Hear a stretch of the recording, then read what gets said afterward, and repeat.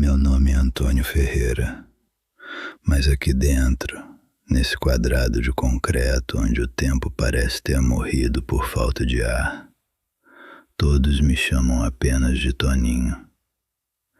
Tenho 66 anos agora, e se você fechar os olhos por um segundo, talvez consiga ouvir exatamente o que eu ouço todas as noites. O zumbido incessante da lâmpada fluorescente que nunca se apaga, e o estalo metálico seco das trancas ecoando pelo corredor frio.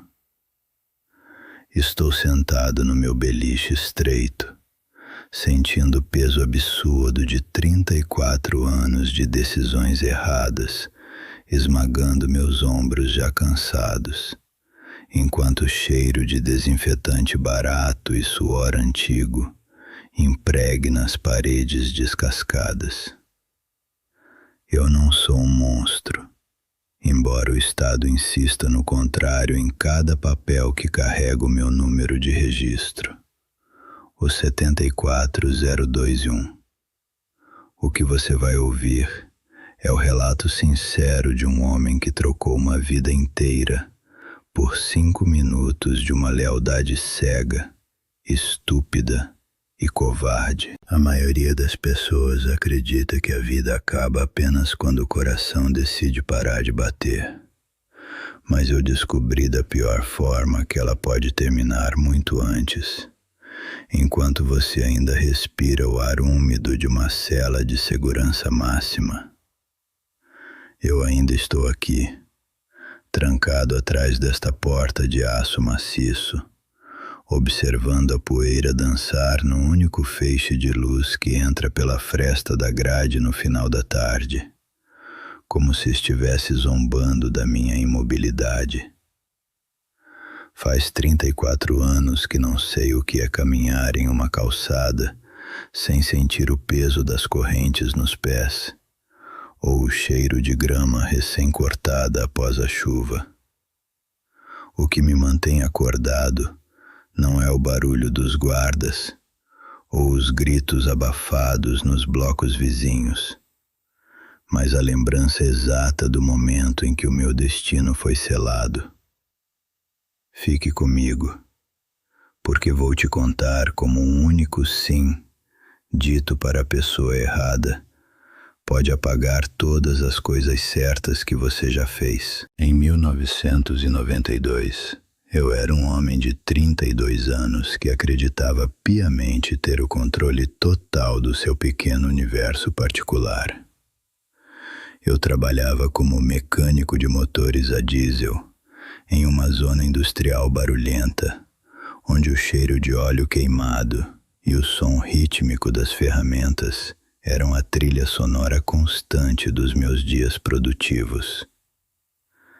Eu era conhecido na vizinhança pela precisão cirúrgica das minhas mãos e pela honestidade inabalável do meu trabalho. Um sujeito de poucas palavras que encontrava orgulho em consertar o que parecia irremediável para os outros. Minha rotina era simples e sagrada. Acordar cedo, enfrentar a graxa pesada que insistia em morar sob minhas unhas e voltar para casa com o corpo exausto, mas a mente tranquila.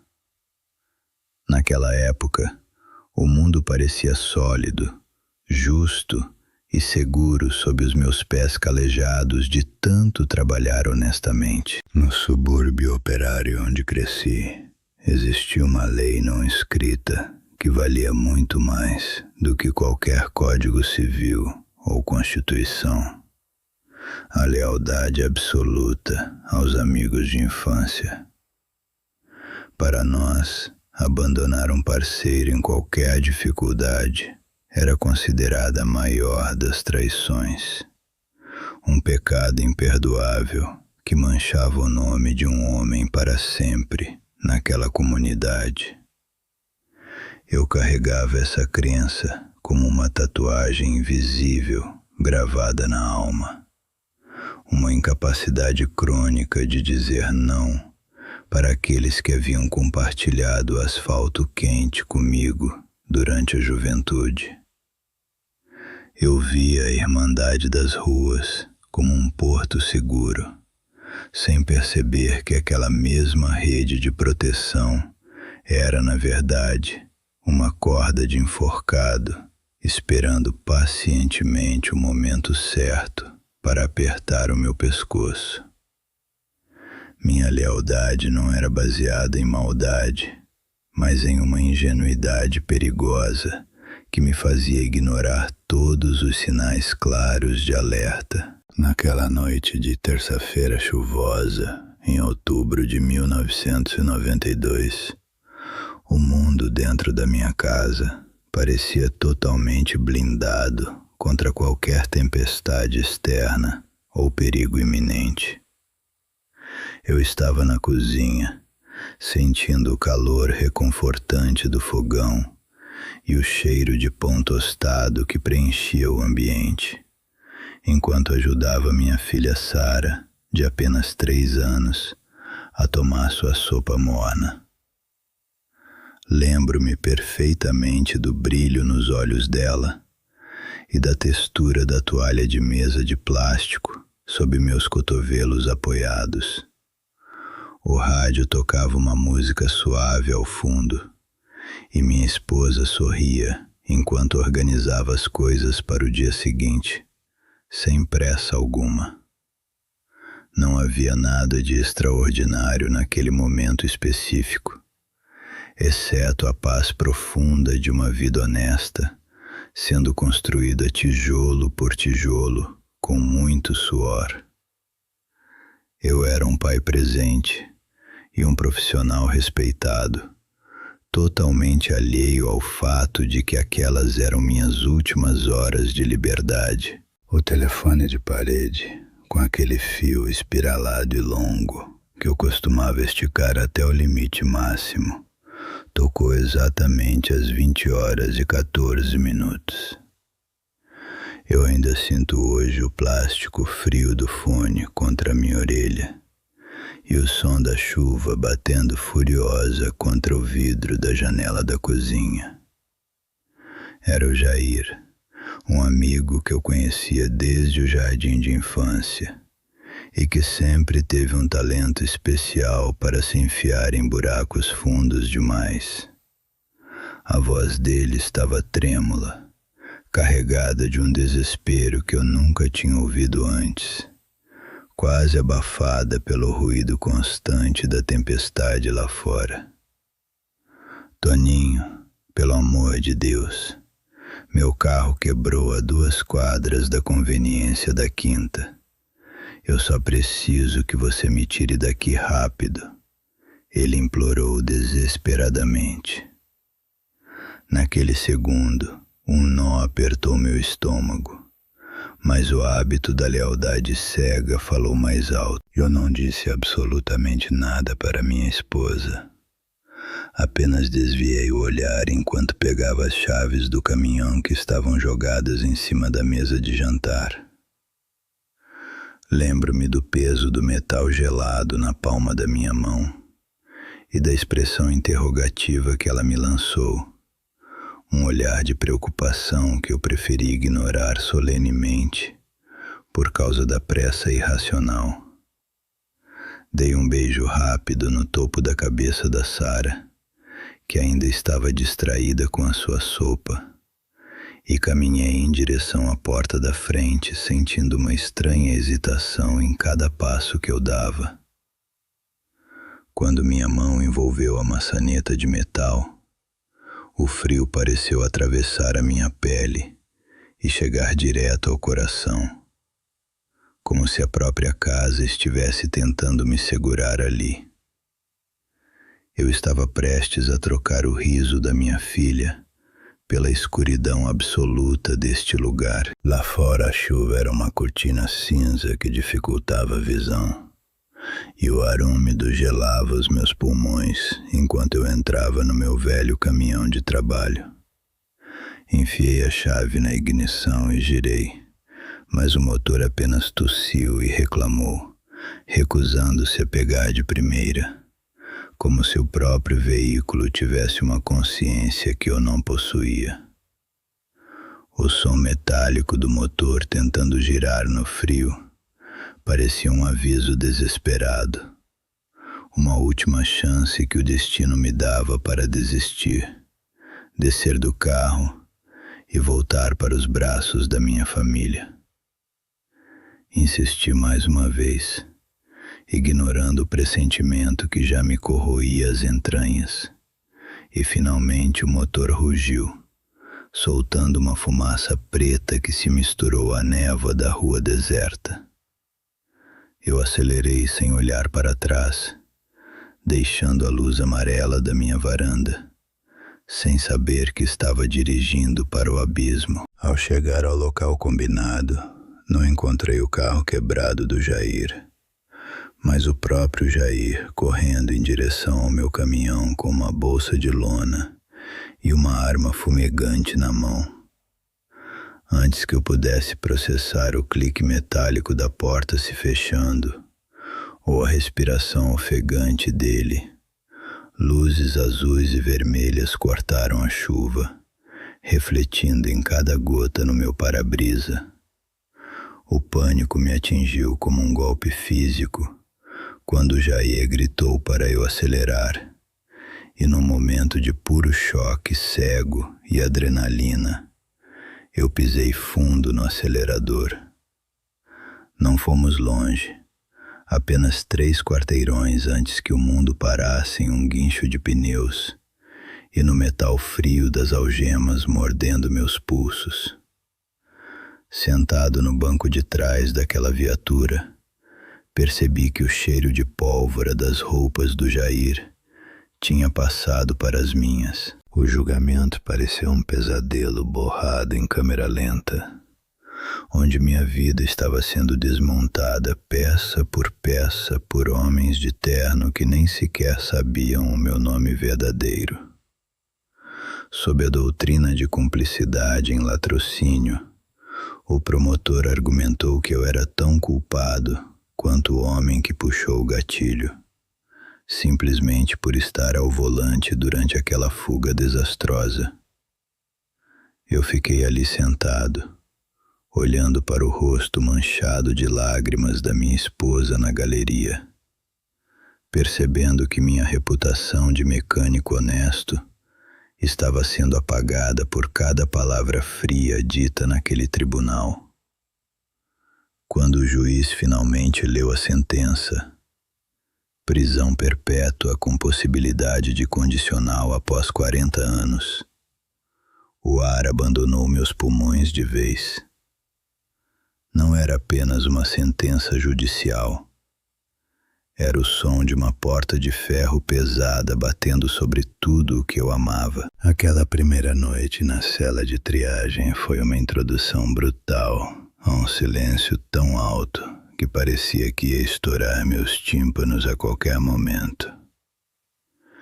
Eu andava de um lado para o outro naquele espaço minúsculo, minhas botas ecoando no concreto áspero, tentando desesperadamente reprisar a última hora em casa para manter a realidade afastada de mim. Eu continuava pensando na Sara, esperando pela sua história de ninar, sua mãozinha pequena procurando a minha na escuridão, e a percepção de que eu tinha perdido aquele momento para sempre me estraçalhou por dentro. O frio do cobertor institucional e o gosto metálico do ar eram as únicas coisas que me restavam para segurar no escuro absoluto. Eu não era mais o Antônio mecânico. Eu era um fantasma de uniforme laranja, iniciando uma longa jornada para o esquecimento. Os primeiros 10 anos foram como uma névoa espessa que se recusava a dissipar, não importa o quanto eu tentasse clarear a mente. No começo, eu ainda contava os dias fazendo pequenos riscos na parede de concreto, mas logo o espaço acabou e eu percebi que o tempo aqui dentro não flui. ele simplesmente apodrece.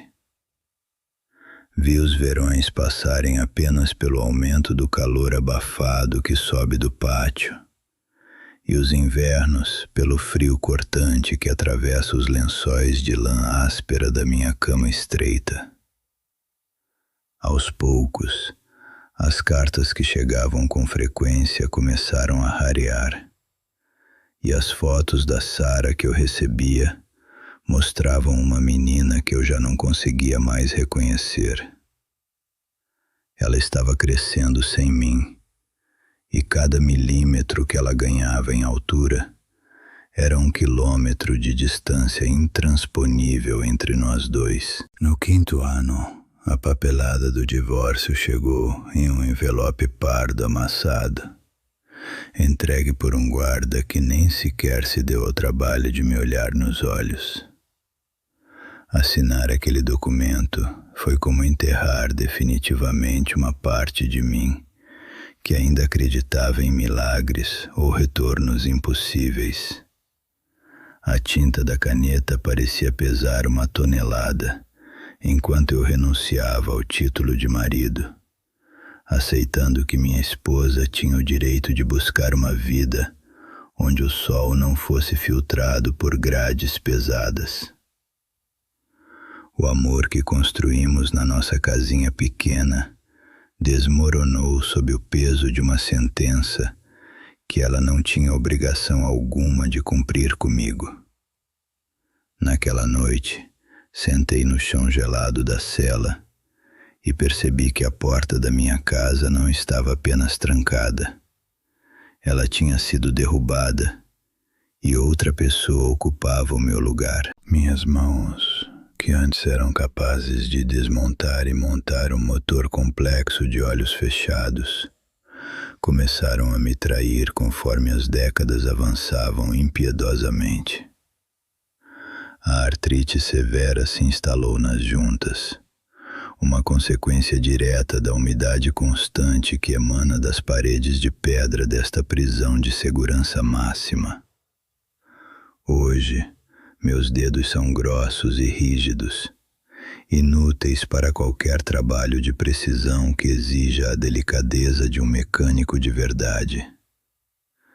É uma tortura silenciosa olhar para as minhas mãos e lembrar da força que elas tinham quando eu segurava uma chave de fenda sob o capô de um caminhão em 1992. Agora, elas mal conseguem segurar uma caneta ou abotoar a camisa do uniforme sem que uma dor aguda percorra meus braços.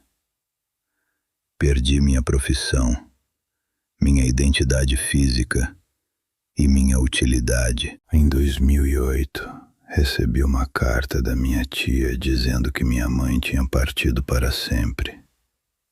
Foi um golpe seco, sem choro imediato. Apenas um vazio imenso que se abriu no meio do meu peito cansado. Enquanto o mundo lá fora se despedia dela com flores e orações sinceras, eu estava aqui, assistindo ao funeral através das palavras escritas em um papel de carta barato. Não pude sentir o cheiro das coroas de flores. Não pude carregar o caixão dela. E nem sequer tive a chance de pedir perdão por ter destruído as esperanças que ela depositou em mim. O luto na prisão é uma experiência solitária e estéril, onde você precisa esconder sua dor para não parecer vulnerável diante dos outros. Chorei em silêncio, abafando o rosto no travesseiro fino e sem cheiro de casa. 34 anos passaram e eu me tornei parte integrante da arquitetura deste lugar, tão institucionalizado quanto os ferrolhos das portas pesadas. Minha vida hoje é uma repetição infinita de rotinas mecânicas. A contagem da manhã, o café ralo, o pátio cinzento e o retorno solitário para a cela. O som das portas de aço batendo em uníssono às 21 horas tornou-se a única canção de ninar que conheço. Um estrondo metálico que avisa que mais um dia foi subtraído. O mundo lá fora mudou completamente. A tecnologia avançou e as pessoas que eu conhecia se tornaram perfeitas estranhas. Mas aqui dentro, o tempo é uma estátua de gelo que nunca derrete. Sinto que o oxigênio deste corredor está impregnado com os sonhos mortos de milhares de homens. Vivo em uma guerra silenciosa aqui dentro. Uma batalha diária que acontece entre o que eu acreditava ser e o que a realidade provou que eu realmente sou. Durante muito tempo, eu me consolava com a ideia de que fui um homem de palavra. Alguém que não virou as costas para um irmão em necessidade. Mas a verdade, essa verdade ácida que corrói o juízo nas madrugadas, é que esse orgulho foi a arma que eu mesmo apontei contra minha própria cabeça. Eu confundi lealdade com estupidez, e essa incapacidade de dizer não para um amigo de infância foi o que me arrancou brutalmente dos braços da Sara. Hoje, eu entendo que a tal irmandade das ruas é uma ilusão que se desfaz no momento em que a tranca da cela corre. Às vezes, eu me olho no pequeno espelho de metal polido acima da pia de inox e não reconheço o velho que me encara de volta com um olhar cansado. Aquele homem de 32 anos que amava motores e sopa de tomate morreu naquela noite de 1992. E o que restou foi esse estranho de olhar vazio e mãos trêmulas. A emoção que domina meus dias não é o ódio pelo sistema ou a raiva do juiz que me condenou, mas uma culpa paralisante que pesa muito mais do que qualquer corrente de ferro maciço. É o reconhecimento tardio de que eu fui o único arquiteto da minha própria desgraça, construindo minha própria prisão com tijolos de medo e orgulho mal direcionado. Eu carrego o peso de saber que as pessoas que eu realmente deveria ter protegido. 2 meses atrás, enquanto eu esperava na fila da enfermaria para pegar meus remédios diários de artrite, o guarda me entregou um envelope que havia chegado pelo correio. Sentei-me no banco de madeira descascada e, com as mãos trêmulas, abri o papel com um cuidado extremo para não rasgar o que estava guardado ali dentro. Havia uma fotografia colorida de uma mulher de uns 35 anos, com um sorriso radiante, segurando um bebê gordinho no colo contra um fundo de jardim ensolarado. Levei 10 minutos inteiros, olhando fixamente para aqueles olhos tão familiares, até que meu coração quase parou ao perceber que aquela mulher era a Sara, minha pequena Sara. O bebê era meu neto, um ser humano que eu nunca vou carregar ou conhecer o cheiro. Naquele exato momento, o silêncio da cela após eu guardar a foto dentro de um livro de orações velho foi o som mais alto que eu já ouvi em toda a minha vida. Percebi, com uma clareza que só a dor absoluta proporciona, que eu não sou apenas um prisioneiro pagando por um erro. Eu sou um fantasma que assombra o passado deles, sem ter lugar nenhum no presente.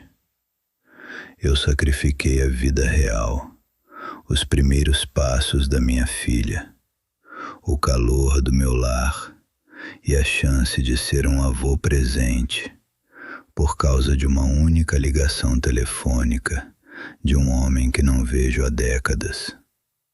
A realização de que joguei tudo no lixo por uma lealdade a quem já me esqueceu É a minha verdadeira morte espiritual. A lição que a vida me ensinou da maneira mais dura e cruel possível é que a lealdade mal direcionada é, na verdade, uma forma lenta de suicídio em parcelas. Muitas vezes, nós nos orgulhamos de sermos homens de palavra, de estarmos lá para quem precisa, mas raramente paramos para avaliar se essas pessoas estariam dispostas a carregar o peso das nossas correntes. O tempo não aceita nenhum tipo de pedido de desculpas e não devolve os anos que você desperdiça protegendo quem não merece sua devoção.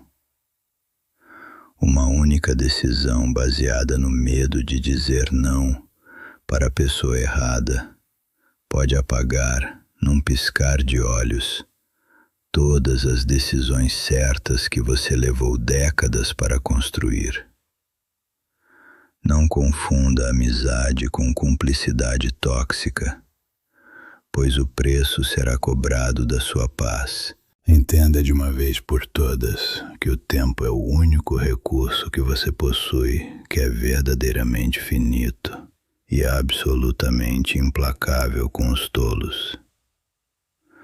Quando você escolhe um lado ou um amigo, você está, na verdade, apostando o seu futuro e o futuro de toda a sua família naquela escolha específica.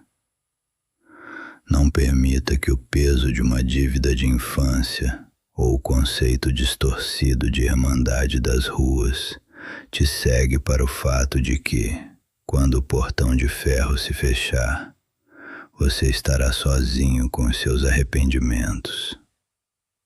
A verdadeira lealdade deve ser reservada para aqueles que constroem a vida ao seu lado, para quem senta à sua mesa e para quem sentirá sua falta no jantar de todas as noites. Eu não estou aqui para pedir a sua pena, porque o tempo já devorou qualquer vestígio de autopiedade que eu pudesse ter nestas décadas de isolamento forçado.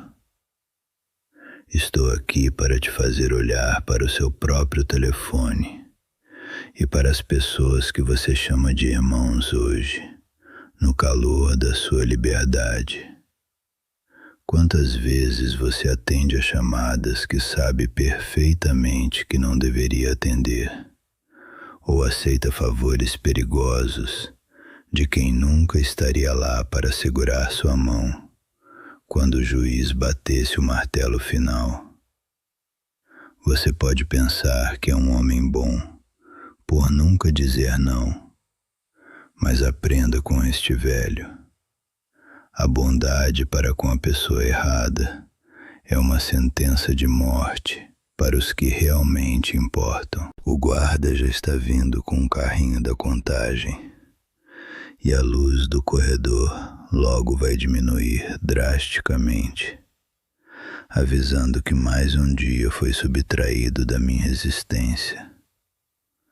Vou ficar aqui no escuro com a foto da Sara, imaginando o cheiro do meu neto, que nunca vou abraçar, enquanto o silêncio desta cela volta a ser meu único companheiro fiel.